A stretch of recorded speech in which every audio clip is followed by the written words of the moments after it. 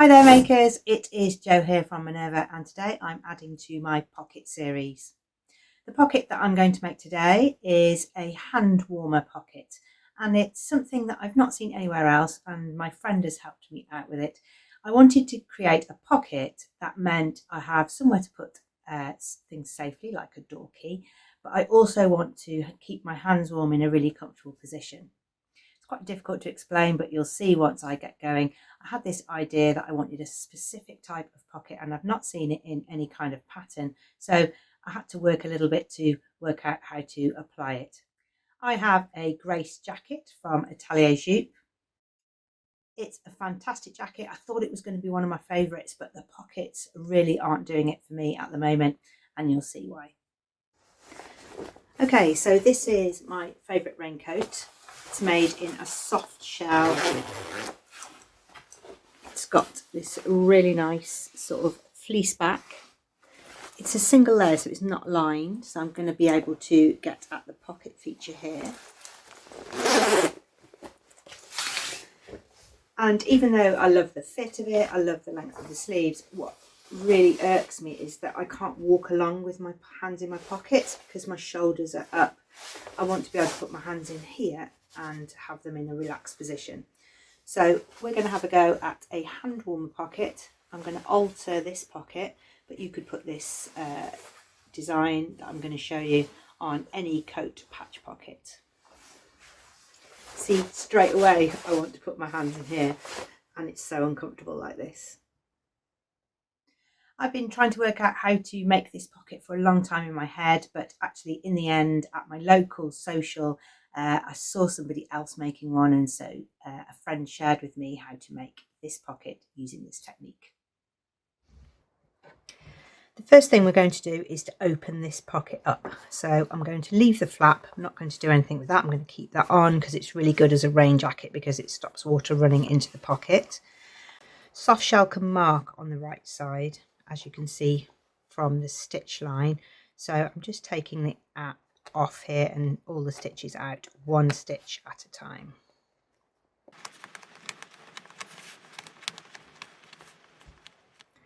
Opening up the patch pocket has now revealed the inside, and I still want to have a pocket that I can put things safely in.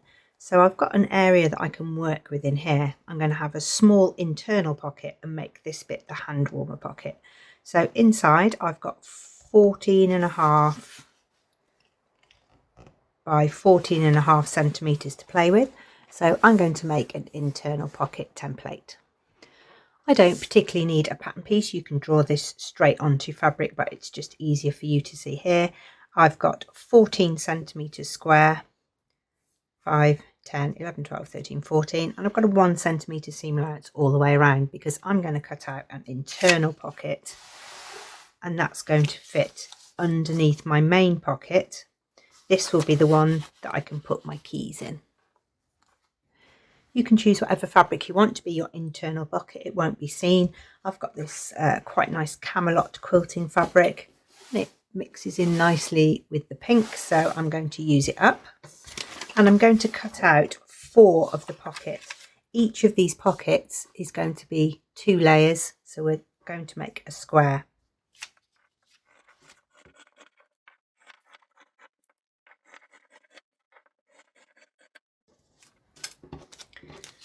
Once you've cut them out, they're going to operate in pairs, 1 for each pocket, with the fabric right sides together. You're going to sew all the way around the outside of your square and leave a place to turn it open. You do that with both pockets.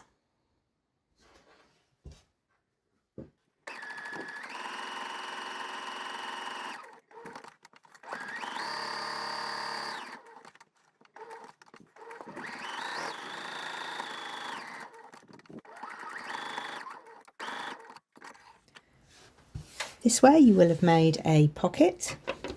You're going to clip the corners to help you turn it out in the corner area. If you've got a lighter fabric because you like the print or something, then you might choose to interface these pieces to get it a little bit firmer. A quilting cotton is perfect so we can turn it inside out. Work out the corners. I'm just using a prim point turner,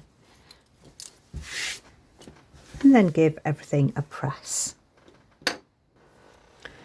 You'll have your opening here, but if you've pressed those inside, when you apply the top stitching, you will close this up at the same time. Let's take a look at how it fits inside my original pocket. Your pocket now will go inside your other pocket.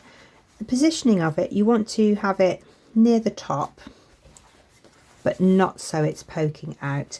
And you want it to be positioned more to the centre of the jacket than the outside, because this side is now going to be open. So you don't want to have any of that poking out of this side. So use the stitch line from before if you're retrofitting, or if you are making this from scratch because you like the idea, just make sure your pocket is slightly skewed to the left. In this case, on the other side of the jacket, slightly to the right. I've got some basting tape here, which will help me to hold this pocket in that place.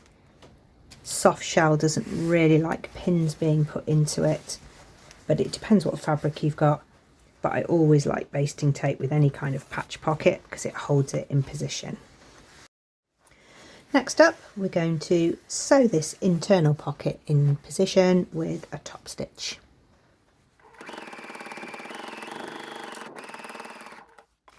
You're going to need to do some thinking now, so it could be different on your jacket, but this is going to remain open, so I'm not going to top stitch that down there because that would close the pocket up and stop it being a place I could put my hand in.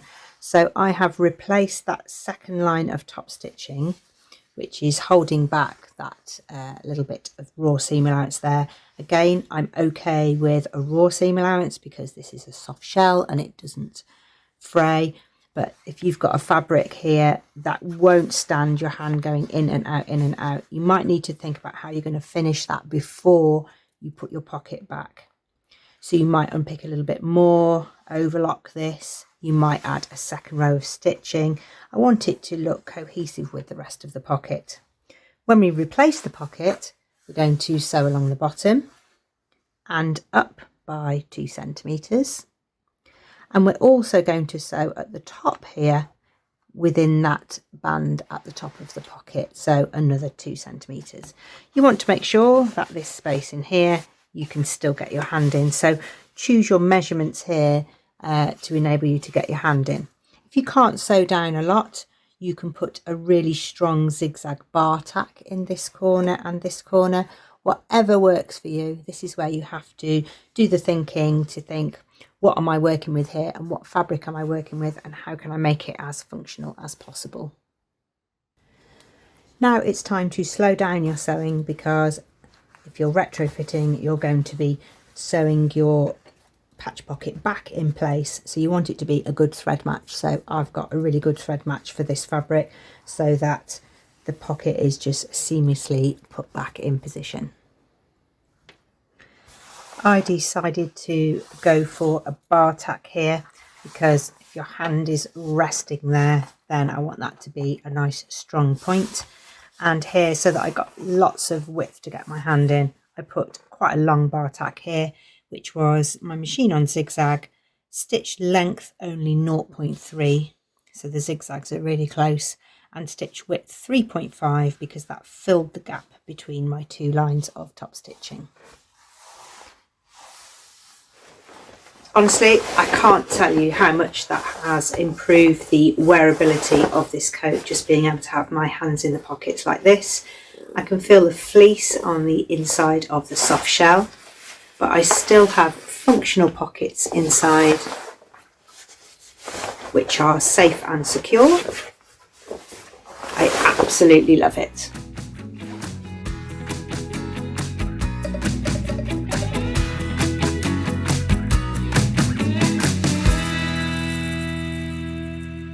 Hope you have enjoyed today's tutorial. I have certainly enjoyed putting that soft shell coat back into rotation. It's a fantastic solid colour jacket that is shower proof And now I've got pockets that I can use when I'm walking the dog or walking with my family and friends.